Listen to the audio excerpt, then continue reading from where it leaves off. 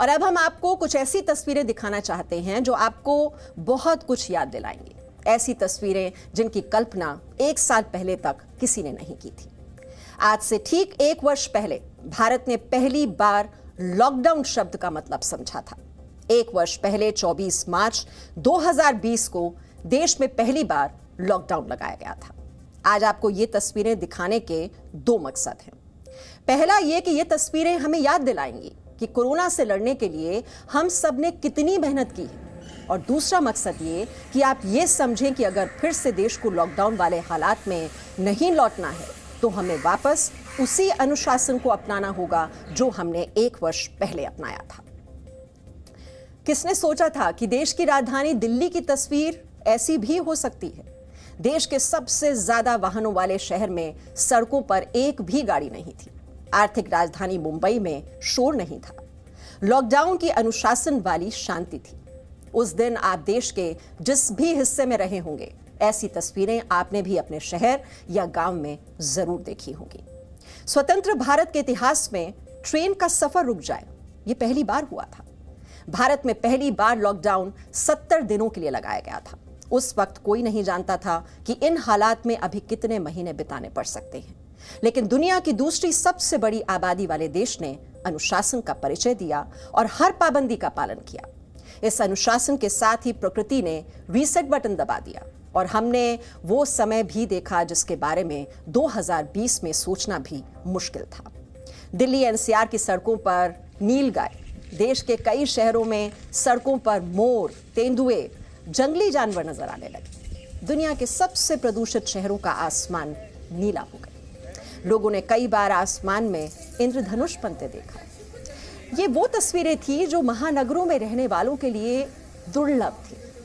दिल्ली की यमुना नदी जो काफी प्रदूषित है, उसका पानी भी नीला नजर आने लगा था। सिर्फ कुछ महीनों की पाबंदियों ने हमें यह समझा दिया कि नीला आसमान, शुद्ध हवा और साफ पानी, ये सब उन शहरों में भी मुमकिन है जो वर्षों से प्रदूषित शहरों की लिस्ट में टॉप कर रहे हैं।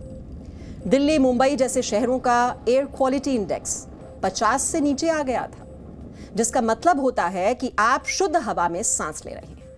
ये कोरोना संक्रमण से भारत की जंग की कुछ वो तस्वीरें थी जिसने महामारी के तनाव के बीच राहत देने का काम किया।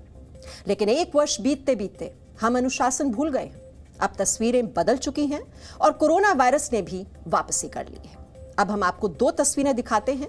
एक तरफ 2020 मार्च की तस्वीरें हैं और दूसरी ओर इस वर्ष मार्च की तस्वीरें, यानी अभी की। अब देश के लगभग हर शहर में यही हालात है। दिल्ली के रेलवे स्टेशन पर लोग होली के मौके पर घर जाना चाहते हैं। बाजारों में शॉपिंग के लिए लोगों की भीड़ है, तो मंदिरों में आस्था की भीड़ उमड़ी हुई। कहीं मास्क पूरी तरह गायब है, तो कहीं औपचारिकता के लिए लगाया जा रहा है।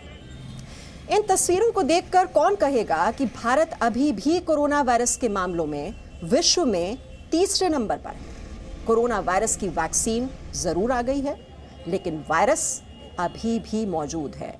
कोरोना कहीं गया नहीं है। भारत में 15 मार्च 2020 को 100 लोग कोरोना पॉजिटिव थे। 24 मार्च 2020 को 525 पॉजिटिव केस थे। जिस दिन लॉकडाउन लगाने का फैसला लिया गया और 29 मार्च को ये केस 1000 पहुंच गए थे। सितंबर 2020 में देश ने कोरोना के सबसे ज्यादा मामले देखे और फरवरी 2021 में सबसे कम। लेकिन भारत अब कोरोना वायरस संक्रमण की दूसरी लहर से जूझ रहा है। भारत में अभी कोरोना के कुल एक्टिव केस 3,68,000 से ज्यादा है।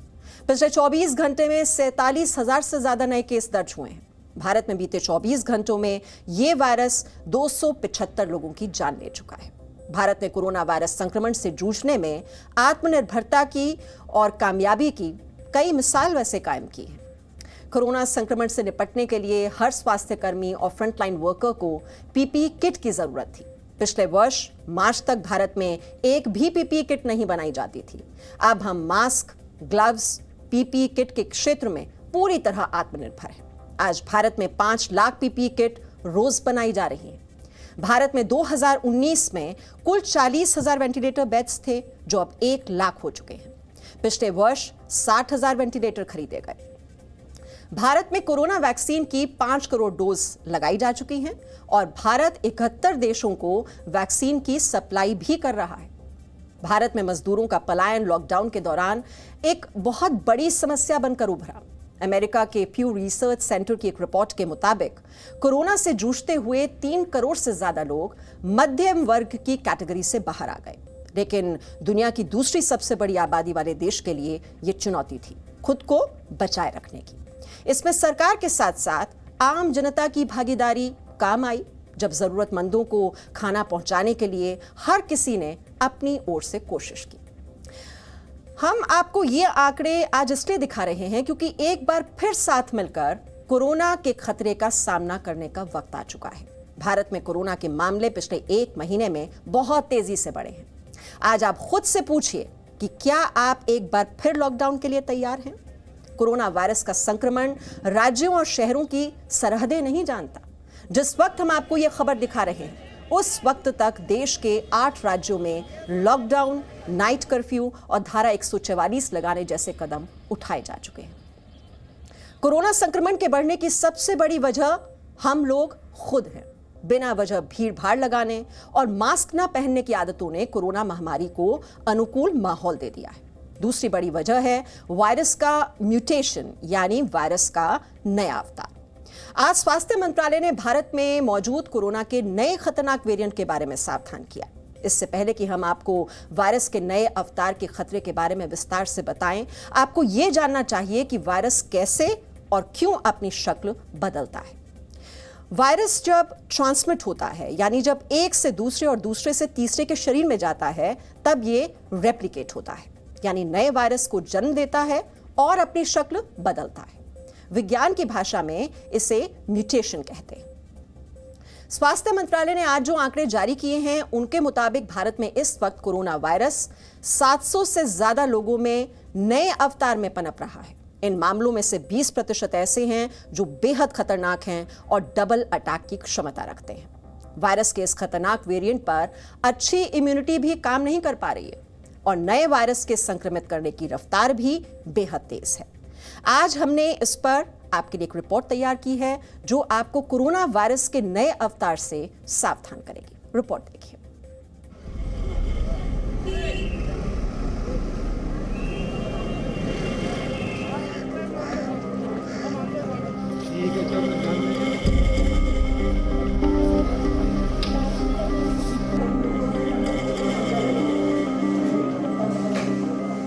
क्या भारत में कोरोना की दूसरी लहर की वजह कोरोना का नया अवतार है?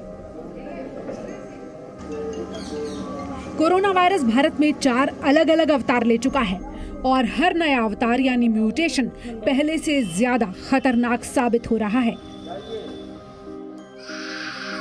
भारत में कोरोना वायरस के 10,000 से ज्यादा मरीजों की जांच करने पर 771 ऐसे लोग पाए गए जो नए स्ट्रेन यानी कोरोना के बदले हुए खतरनाक अवतार की चपेट में हैं। कोरोना की इस नई शक्ल की चुनौती यह है कि इस नए अवतार की संक्रमण को फैलाने की दर भी ज्यादा है और लोगों की बेहतर इम्यूनिटी भी नए वेरिएंट्स पर बेअसर साबित हो रही है। कोरोना वायरस के 10,787 सैंपल्स की जीनोम सीक्वेंसिंग की गई। इसमें 771 सैंपल्स अलग अलग वेरिएंट वाले थे जो पकड़ में आए।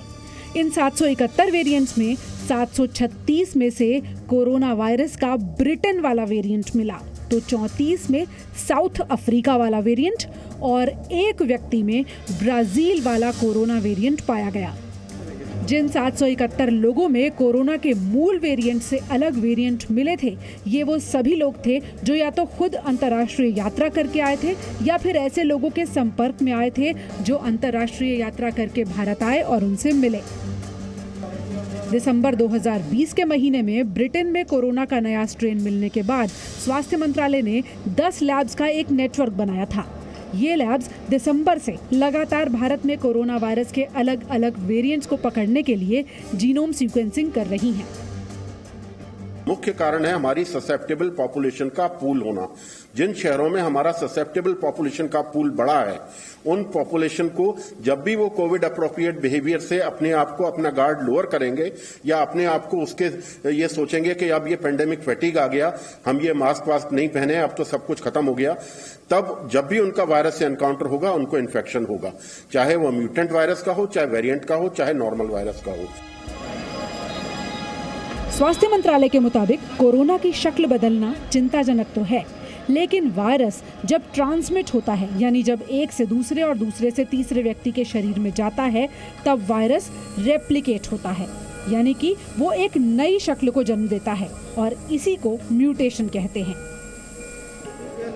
इसीलिए वायरस की शक्ल को बदलने से रोकने के लिए सबसे जरूरी है वायरस के फैलाव को, यानी संक्रमण को रोक देना।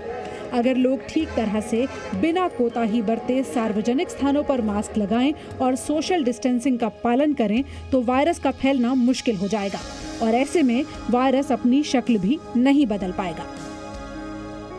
हाँ, variants of concern 3 variants, UK का वेरिएंट पर्टिकुलरली हमारे देश में कई जगह पे है, पंजाब में दिख रहा है ज्यादा है, दिल्ली में भी है, सही बात है, उभरा है, इसको हमें मानना होगा। इसके बेस के ऊपर हमें और अपना कवच बढ़ाना होगा, अपनी मेहनत बढ़ानी होगी और इसे फेस करना होगा और हराना होगा। अब आपको ये मैं कहना चाहूंगा कि म्यूटेशंस का होना एक नेचुरल प्रोसेस है, ये होता ही रहे। वायरस एक आरएनए का स्ट्रैंड है, जब वो रेप्लिकेट करता है उसमें गलतियां होती है, नेचर का नियम है, इससे हमें पर से घबराना नहीं है। वायरस के बदलते हुए अवतार से इस वक्त पूरा विश्व जूझ रहा है। अमेरिका, ब्राजील और फ्रांस में भी एक बार फिर कोरोना संक्रमण हालात खराब कर रहा है। फ्रांस के शहर ब्रिटने में कोरोना का एक ऐसा स्ट्रेन सामने आया है जो नाक से सैंपल लेने पर जांच में पकड़ में ही नहीं आ रहा। ब्रिटने में एक दिन में कोरोना के कुल 76 केस सामने आए थे, जिनमें से 8 लोगों में ये स्ट्रेन पाया गया। लक्षण दिखने और रिपोर्ट नेगेटिव आने के बाद फ्रांस के स्वास्थ्य अधिकारियों ने इन नमूनों की जेनेटिक सीक्वेंसिंग की। तब पता चला कि इन लोगों को कोरोना है और ये कोरोना का नया स्ट्रेन है। Ce n'est pas un variant qui est classé à ce stade comme variant préoccupant. Vous connaissez quels sont les variants préoccupants. Ce sont les variants V1, V2, V3, les variants anglais, sud-africains et brésiliens.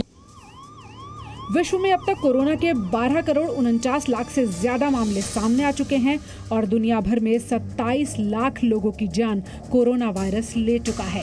Bharat में पिछले 24 घंटे में 47,000 से ज्यादा नए मामले सामने आए हैं, जबकि फरवरी 2021 में यह आंकड़ा 10,000 प्रतिदिन से नीचे चला गया था। ऐसे में कोरोना के इस नए रूप के सामने आने के बाद लोगों को सोशल डिस्टेंसिंग, मास्क और सैनिटाइजर का कड़ाई से पालन करना एक बार फिर जरूरी हो गया है। दिल्ली से शिवांक मिश्रा के साथ पूजा मक्कड़, जी मीडिया।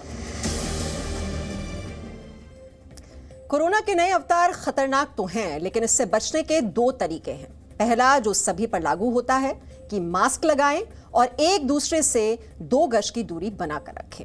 और दूसरी अहम जानकारी स्वास्थ्य मंत्रालय ने दी है, जिसके मुताबिक भारत में मौजूद दोनों वैक्सीन कोरोना के नए वेरिएंट पर भी असर कर रही हैं। भारत में कोरोना वायरस से हुई कुल मौतों में से 88% लोगों की उम्र 45 वर्ष से ज्यादा थी। इसलिए अगर आप इस कैटेगरी में आते हैं तो वैक्सीन जरूर लगवाएं।